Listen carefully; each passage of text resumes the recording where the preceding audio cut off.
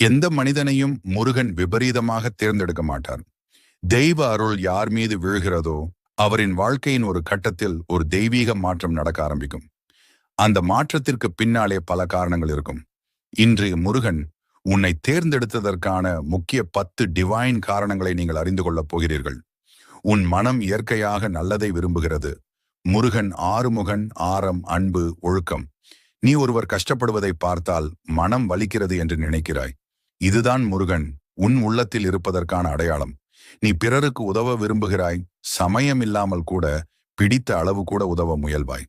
அந்த தர்ம மனம் முருகன் அருளின் தன்மை. உன் மனம் தூய்மையாக இருக்கிறது. நீ யாருக்கும் தீமை நினைப்பதில்லை. உள்ளத்தில் தூய்மை உள்ளது. இந்த தூய்மையே முருகன் அருளை இழுக்கும் காந்தம். துன்பத்தை அமைதியாக தாங்குகிறாய். பிரச்சனைகள் வந்தாலும் உள்ளத்தில் நம்பிக்கை விடுவதில்லை.